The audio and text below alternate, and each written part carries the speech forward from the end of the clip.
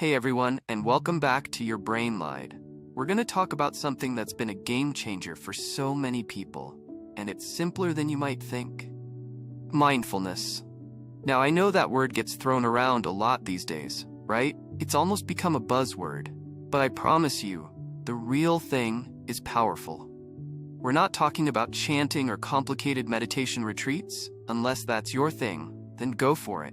We're talking about a way to relate to your own thoughts and feelings that can seriously improve your mental health. Think of it this way. Your brain is constantly chattering. It's like having a radio on in the background, playing all sorts of songs. Some you like, some you don't, and some that just get stuck in your head.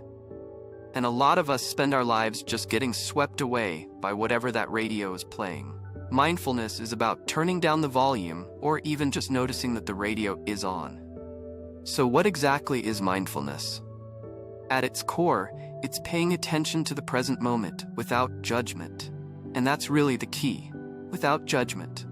It means observing your thoughts, feelings, and sensations as they arise without getting carried away them or trying to change them. It's like watching clouds float by in the sky. You see them, you acknowledge them, but you don't try to grab them or make them stay. You just let them pass. It's important to understand that mindfulness isn't about emptying your mind. That's a common misconception.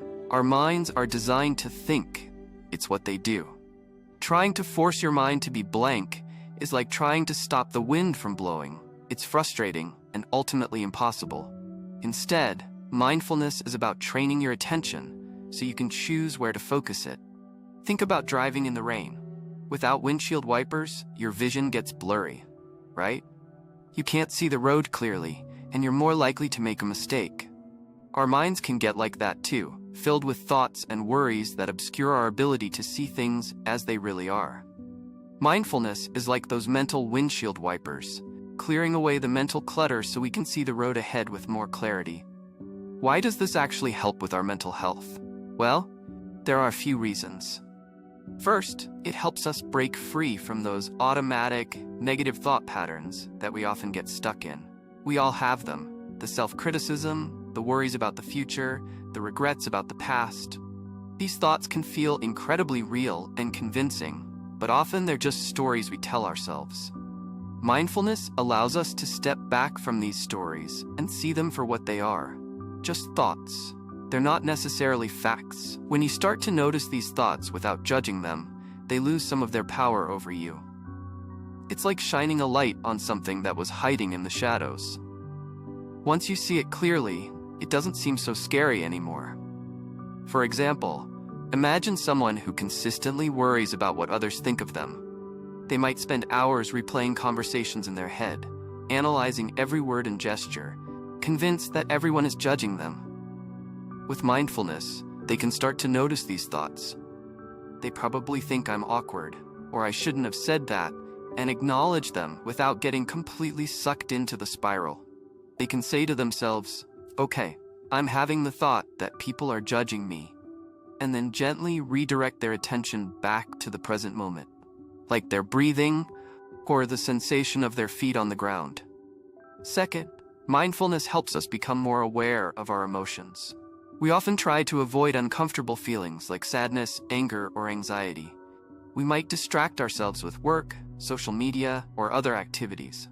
But the problem is, when we avoid our feelings, they don't just go away. They tend to fester and grow, and eventually they can come out in unhealthy ways, like irritability, overeating, or even physical symptoms. Mindfulness teaches us to approach our emotions with curiosity and acceptance. It's about allowing ourselves to feel what we feel, without trying to change it or push it away. This can be really challenging at first, especially with intense emotions, but it's also incredibly liberating. Think of it like this. Imagine you're caught in a storm. You can try to fight the storm, hide from it, or pretend it's not happening. But the storm is still there, raging around you. Mindfulness is like learning to stand in the middle of the storm, feeling the rain and the wind without being swept away by it. You acknowledge the storm, you accept that it's there, and you trust that it will eventually pass. For instance, let's say someone gets really angry at a coworker for not pulling their weight on a project. Their initial reaction might be to yell, send an angry email, or just stew in resentment. But with mindfulness, they can pause, take a deep breath, and notice the physical sensations of anger, the racing heart, the clenched fists, the tension in their jaw. They can say to themselves, "I'm feeling angry right now," without judging themselves for feeling that way. They can then choose to respond in a more skillful way, like having a calm conversation with their coworker or finding a constructive solution to the problem. Okay, so how do you actually do mindfulness? It doesn't have to be complicated or time-consuming. There are lots of different ways to practice, but here are a few simple techniques you can try. One of the most common and accessible practices is mindful breathing. This involves simply focusing your attention on the sensation of your breath as it enters and leaves your body. You can do this anywhere, anytime.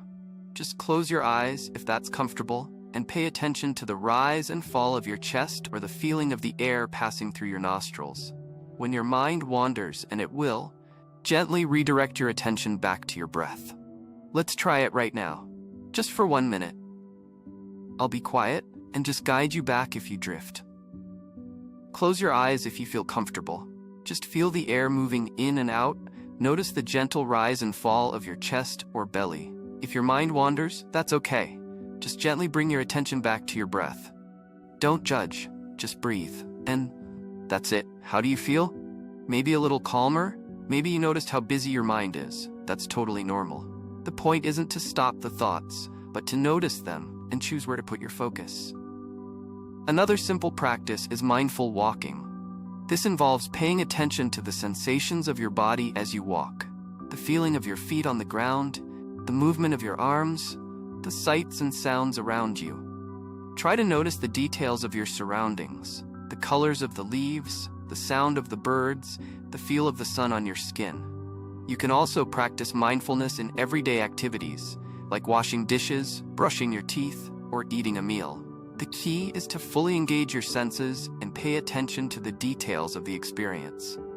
When you're washing dishes, notice the warmth of the water, the texture of the soap, the smell of the detergent.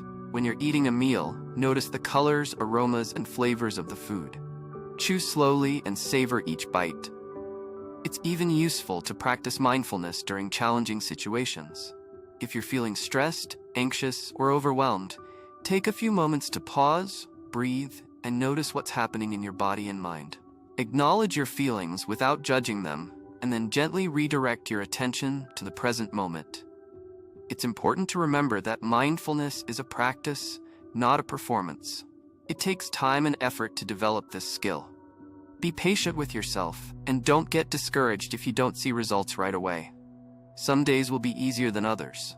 Some days, your mind will be quieter and more focused. Other days, it will be a total mess. That's okay. Just keep showing up and practicing, and you will eventually start to notice a difference. And remember, mindfulness isn't about perfection. It's about progress. It's about learning to relate to your thoughts and feelings in a healthier and more compassionate way. It's about becoming more aware of your own inner world so you can navigate life with more wisdom and resilience. Think about learning a new instrument. You wouldn't expect to be a virtuoso overnight, right?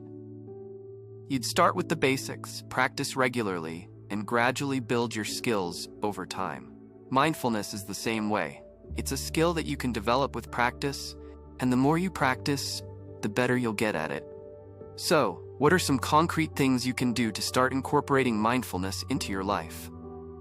Here are a few ideas. First, schedule a few minutes each day for formal mindfulness practice. Even just 5 or 10 minutes can make a difference. You can use a guided meditation app, listen to a calming piece of music, or simply sit in silence and focus on your breath. Second, try to bring more awareness to your everyday activities. Pay attention to the sensations of your body, the sights and sounds around you, and the flavors of your food. Resist the urge to multitask or rush through things. Instead, try to be fully present in whatever you're doing. And finally, when you notice yourself getting caught up in negative thoughts or emotions, take a moment to pause, breathe, and acknowledge what's happening. Remind yourself that thoughts are just thoughts, and feelings are just feelings. They don't define you. Think of it as training a muscle. The more you use it, the stronger it gets. The more you practice mindfulness, the easier it will become to access that sense of calm and clarity in your everyday life. Before we wrap up, I want to leave you with a couple of reflection questions to consider this week. First, what are some situations in your life where you tend to get most caught up in your thoughts and emotions? And what might it look like to approach those situations with more mindfulness? And second, what small, simple steps can you take to incorporate more mindfulness into your daily routine? Mindfulness isn't a magic cure, but it's a powerful tool that can help you navigate the ups and downs of life with more ease and resilience. It's about learning to be present, to accept yourself, and to cultivate a sense of inner peace. And that's something we all deserve. Thanks for listening to Your Brain Lied. I hope you found this episode helpful. Subscribe to the channel. See you in the next video.